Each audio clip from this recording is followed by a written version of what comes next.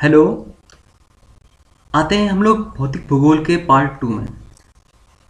तो यहाँ पर हम लोग क्या सीखेंगे कि भौतिक भूगोल जो हमारी है इस पर हम किस किस चीज़ों का अध्ययन करेंगे। तो भौतिक भूगोल में जो हम अध्ययन करेंगे, पहला है हमारा स्थलमंडल, दूसरा हमारा है जलमंडल, तीसरा है हमारा वायुमंडल और चौथा है हमारा जीवमंडल। जो जीवमंडल का निर्माण है वो प्रथम, द्वितीय और तृतीय यानी तीनों मंडल का निर्माण होने से एक साथ मिलने पर जीवमंडल का निर्माण होगा। तो जीवमंडल के पारस्परिक क्रियाओं एवं अंतर संबंधों की जो अध्ययन करेंगे वो हम करेंगे भौतिक भूगोल के अंतर्गत करेंगे। ठीक है। भौतिक भूगोल के जो मुख्यतः होते हैं 4 भाग होते हैं। अगर हम देखें तो भू आकृति विज्ञान, जिसमें हम जियोमॉर्फोलॉजी देखेंगे, पृथ्वी पर कैसे चट्टानों का निर्माण हुआ, कैसे बिखरा हुआ, कैसे टूटी, कैसे फूटी, फिर उनके आगे कैसे चट्टानों का निर्माण हुआ। समुद्र विज्ञान, यहाँ पर हम ओशनोलॉजी का अध्ययन करेंगे। समुद्र विज्ञान को देखेंगे कि समुद्र में पानी कैसे है और उसका संचरण कैसे होता है, धाराएं कैसे चलती हैं, ओशन करंट कैसे बनती हैं, ज्वार भाटा कैसे आते हैं, इन सब चीज़ों का अध्ययन करेंगे हम समुद्र विज्ञान में। तीसरा है हमारा जलवायु विज्ञान। देखेंगे हम पृथ्वी की जलवायु है वो कैसे बदलती है, कई वर्षों में मौसम कैसे बदलता है, समय समय पर पल पल में मौसम कैसे बदलता है। तो इन सब चीज़ों का अध्ययन करेंगे हम जलवायु विज्ञान में, क्लाइमेटोलॉजी में। जीवमंडल में, बायोस्फीयर में हम अध्ययन करेंगे स्थलमंडल, जलमंडल और वायुमंडल के तीनों जो मिश्रण जहाँ पर होगा वहाँ पर हमारा जीवमंडल का निर्माण होगा। ओके। तो हम आते हैं पहले टॉपिक पर। पहला टॉपिक है हमारा भू आकृति विज्ञान यानी जियोमॉर्फोलॉजी, जिस पर हम अध्ययन करेंगे भू आकृति विज्ञान के मुख्य जो स्थल रूप हैं। इसके अंतर्गत हमारी संरचनाएं आती हैं कि पृथ्वी पर किसी महाद्वीप का निर्माण कैसे हुआ, पृथ्वी पर किसी पर्वत का निर्माण कैसे होता है, घाटी का निर्माण कैसे होता है, ट्रेंच का निर्माण कैसे होता है, किसी पठार का निर्माण कैसे होता है, ज्वालामुखी का निर्माण कैसे होता है। तो इन सब का अध्ययन करेंगे हम किसमें, भू आकृति विज्ञान यानी जियोमॉर्फोलॉजी में। अब एग्जाम में जो क्वेश्चन पूछा गया है कि इसके अंतर्गत कितनी श्रेणियाँ आती हैं, 3 श्रेणियाँ आती हैं। ठीक है। कौन कौन सी आती हैं? प्रथम हो गई आपकी प्रथम श्रेणी की उच्चावच, द्वितीय श्रेणी की उच्चावच और तृतीय श्रेणी की उच्चावच। इन उच्चावच में ये भी पूछा गया है कि निम्न में से कौन सा प्रथम श्रेणी का उच्चावच है। पहले पढ़ते हैं, उसके बाद क्वेश्चन कैसे आते हैं उनको सॉल्व करेंगे। तो जो प्रथम श्रेणी के उच्चावच हैं आपके, उस पर आपके आते हैं महाद्वीप, महासागर बेसिन। ठीक है। अगर हम देखें तो हमारी जो पृथ्वी है उस पर बड़े बड़े महाद्वीप है। हमारा उत्तरी अमेरिका हो गया, ठीक है, दक्षिण अमेरिका हो गया, उसके बाद हमारा यूरोप आता है, फिर अफ्रीका आ गया, फिर एशिया महाद्वीप आ गया, फिर ऑस्ट्रेलिया महाद्वीप आ गया, अंटार्कटिका महाद्वीप आ गया। ये बड़े बड़े महाद्वीप आते हैं। महासागर आते हैं, हमारा प्रशांत महासागर है, अटलांटिक महासागर है, हिंद महासागर है, ये सब महासागर आते हैं। तो ये अगर पूछे कि महासागर या महाद्वीप किस श्रेणी के उच्चावच हैं, तो किस श्रेणी के उच्चावच होंगे? ये सब आपके प्रथम श्रेणी के उच्चावच में आते हैं। ठीक है। क्वेश्चन आपसे पूछ सकता है कि महाद्वीप है या यूरोप महाद्वीप है। वन लाइन में पूछ सकता है कि यूरोप महाद्वीप किस श्रेणी का उच्चावच है, तो प्रथम श्रेणी का उच्चावच है। द्वितीय श्रेणी में आते हैं पर्वत, भ्रंश, पठार, मैदान तथा झीलें। अगर आपसे पूछ ले कि निम्न में से कौन सा द्वितीय श्रेणी का उच्चावच है, तो द्वितीय श्रेणी के उच्चावच में कौन कौन से आएंगे? हमारे जो पर्वत बनते हैं वो हमारे किस में आएंगे? द्वितीय श्रेणी के उच्चावच में आते हैं, क्योंकि महाद्वीप और महासागर निर्माण होने के पश्चात ही इन सब का निर्माण होता है। जब प्लेटें आपस में भिड़ेंगी तो पर्वत या पठार का निर्माण होगा या तो भ्रंश का निर्माण होगा। अगर प्लेटें दूर जाएंगी तो भ्रंश का निर्माण भी प्लेटों के कारण होता है। जब प्लेटें दूर जाती हैं तो वहाँ पर क्या होता है? भ्रंश बन जाता है।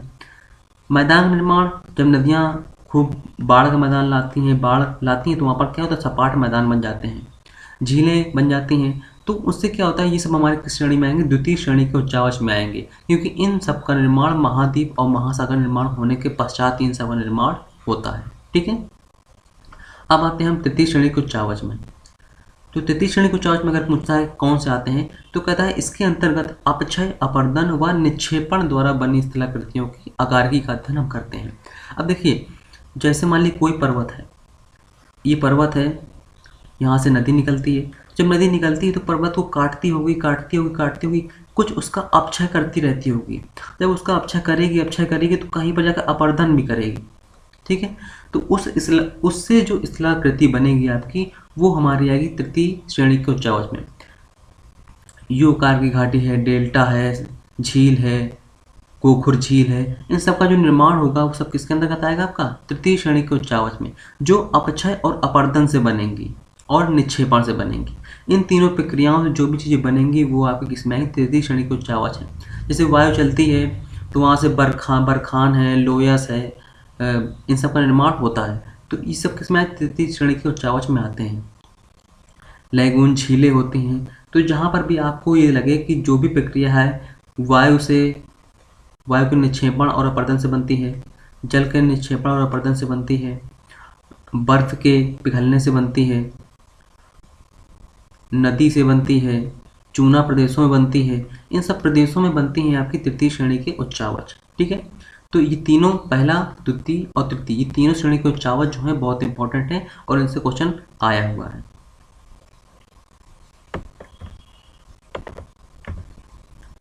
दूसरा टॉपिक हमारा कहता है समुद्र विज्ञान। इस पर हम क्या करेंगे? ओशनोलॉजी का अध्ययन करेंगे, यानी समुद्र से संबंधित चीज़ों को हम अध्ययन करेंगे। समुद्र में किस प्रकार की स्थलाकृति है, किस प्रकार का निर्माण कैसे हुआ। जलमंडल या सागरों के अध्ययन को समुद्र विज्ञान कहते हैं, जिसके अंतर्गत सागरीय भू विज्ञान, मरीन ज्योग्राफी, मरीन जियोलॉजी तथा सागरीय भू आकृति विज्ञान यानी मरीन जियोमॉर्फोलॉजी, भौतिक समुद्री विज्ञान, रासायनिक समुद्री विज्ञान, जीव समुद्री विज्ञान तथा व्यवहारिक समुद्री विज्ञान का अध्ययन किया जाता है। अब देखिए, जो समुद्र है, समुद्र के अंदर ये हमारा ओशन है मान लीजिए, ठीक है। अब ओशन के अंदर इतनी सारी विविधता होती है कि जितनी पृथ्वी के बाहर यानी स्थल पर जितनी विविधता है उससे भी कई गुना ज़्यादा समुद्र के अंदर हमको विविधता देखने को मिलती है।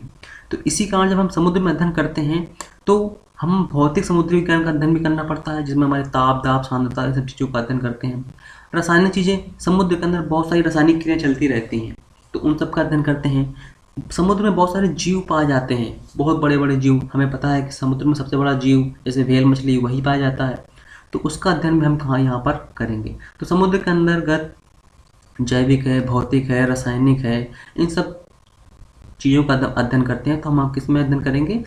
ओशनोग्राफी में, यानी समुद्र विज्ञान के अंतर्गत हम इसका अध्ययन करेंगे। ठीक है।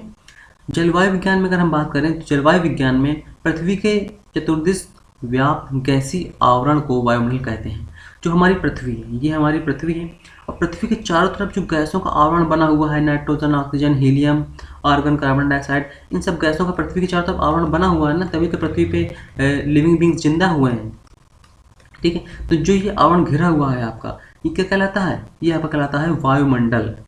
ठीक है, और इसी का हम अध्ययन जब हम करेंगे तो हम किसके अंतर्गत करेंगे? जलवायु विज्ञान के अंतर्गत हम इसका अध्ययन करेंगे। वायुमंडल के अध्ययन करने वाले विज्ञान को मौसम विज्ञान कहते हैं। जब हम वायुमंडल का अध्ययन करते हैं तो उससे हम क्या बोलते हैं? मौसम विज्ञान। हम बताते हैं ना कि यहाँ पर 4 घंटे बाद वर्षा होगी, यहाँ पर 5 घंटे बाद वर्षा होगी, यहाँ पर सूखा पड़ेगा। वो कैसे? हम वहाँ के वायुमंडल का अध्ययन करते हैं, उसी के अकॉर्डिंग ही हम बता पाते हैं वहाँ पर सूखा पड़ेगा या फिर 4 घंटे बाद वर्षा होगी, या तो यहाँ पर बहुत तेज आंधी या तूफान आने वाला है, या पर चक्रवात आने वाला है। तो वो सब हम करते हैं मौसम के अध्ययन करने के बाद। जब हम वहाँ के क्लाइमेट का अध्ययन करते हैं तभी हम बता पाते हैं कि यहाँ पर चक्रवात आने वाला है, और सभी लोगों को बताया जाता है कि यहाँ से दूर चले जाएं। मौसम विज्ञान और जलवायु विज्ञान कहते हैं। देखिए, जब हम वायुमंडल के अध्ययन करते हैं तो मौसम विज्ञान या जलवायु विज्ञान कहलाता है, लेकिन मौसम विज्ञान और जलवायु विज्ञान में थोड़ा सा डिफरेंट है, उसे हम आगे देखते हैं। देखिए, मौसम और जलवायु में थोड़ा सा डिफरेंट है। हालांकि जब हम लोग यूज़ करते हैं, बोलते हैं, तो हम बोलते हैं ना मौसम बदल रहा है, हम ये नहीं बोलते हैं कि जलवायु बदल रहा है। जलवायु हम यूज़ करते हैं लॉन्ग टर्म के लिए। अगर हम 50 साल पहले की बात करें या 20 साल पहले की बात करें तो हम बोलेंगे तब जलवायु कुछ और थी, अब जलवायु कुछ और है। लेकिन जब हम बोलते हैं मौसम बदल रहा है तो मौसम सुबह कुछ और था और 15 मिनट बाद या 20 मिनट बाद कुछ और हो गया है। मौसम पल भर में बदल सकता है, यानी 2-3 मिनट हैं, घंटे भर हैं, या फिर एक दिन है। तो मौसम का कोई टाइमिंग नहीं है, मौसम निरंतर बदलता रहता है, पल भर में बदल जाता है। लेकिन जलवायु होती है वो आपकी लॉन्ग टर्म वाली होती है, 15 से 35 साल के बीच में बदल सकती है, 40 साल में बदल सकती है। तो जलवायु क्या होती है? लॉन्ग टर्म वाली होती है, वो कई सालों में परिवर्तित होती है। अगर हम बात करें 1950 की, तो तब गर्मी कम पड़ती थी, लेकिन अब अगर हम बात करें 2021 की या 2022 की, 2024 की, तो गर्मी अत्यधिक पड़ने वाली है। क्यों? क्योंकि अब जलवायु बदल चुकी है। तो अंतर देखते हैं। लघु समय, दिन, सप्ताह तथा मास यानी महीना। के संदर्भ में अगर हम किसी स्थान की जलवायु या वायुमंडल दशाओं का अध्ययन करते हैं, जैसे तापमान है, वायुदाब है, पवन है, आर्द्रता है, वर्षा है, के सम्मिलित रूप को मौसम कहते हैं।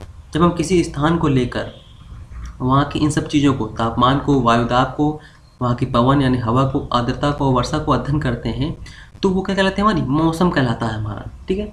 जबकि लंबी अवधि लगभग 35 वर्ष के आसपास के दौरान मौसम संबंधी जब हम विविधता को अध्ययन करते हैं तो हमारी कहलाती है जलवायु। हम किसी एक स्थान को लेकर वहाँ की ताप, वायुदाब, पवन, आर्द्रता का अध्ययन करते हैं तो हमारा मौसम कहलाएगा। लेकिन हम उसी स्थान का 50 वर्ष या 35 वर्ष, 40 वर्ष के अकॉर्डिंग अध्ययन करें तो हमारे क्या कहलाएगी, जलवायु कहलाएगी। तो मौसम और जलवायु में थोड़ा सा अंतर है बस। ये शॉर्ट टर्म होती है, ये लॉन्ग टर्म होती है। मौसम छोटा सा है तो छोटे टर्म में लीजिए, और जलवायु बड़ा है तो जलवायु बड़े टर्म में लीजिए, ठीक है। अब आते हैं हम जीवमंडल में, बायोस्फीयर में। देखिए, जीवमंडल का जो निर्माण होता है, वायुमंडल, स्थलमंडल, जलमंडल, तीनों के मिलने से आपका जीवमंडल का निर्माण होता है। यहाँ पर हम इस चित्र में देख रहे हैं कि ये आपका जलमंडल हो गया, ये आपका स्थलमंडल हो गया, ये आपका वायुमंडल हो गया, ठीक है। जब तीनों मिल रहे हैं तो आपका निर्माण हो रहा है, जीवमंडल का निर्माण हो रहा है, ठीक है।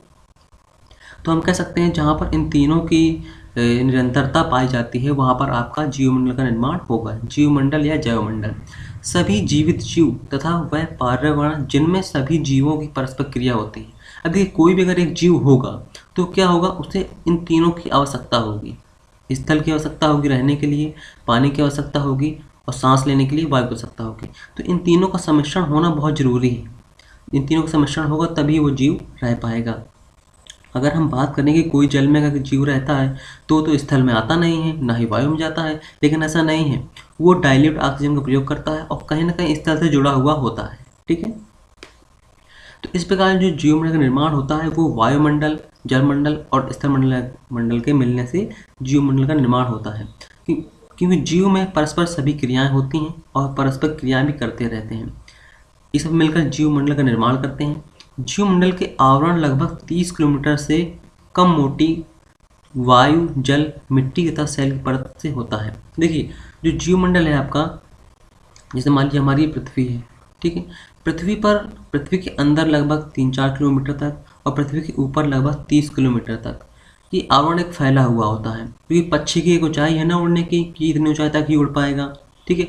कोई जो जीव जंतु है उसे ऑक्सीजन की आवश्यकता होती है, तो पृथ्वी के धरातल के अंतर्गत उसे डिपेंड है ना कहाँ तक उसे ऑक्सीजन मिलती है, तो वहाँ तक ये पूरा मिलाकर जीवमंडल का निर्माण होता है।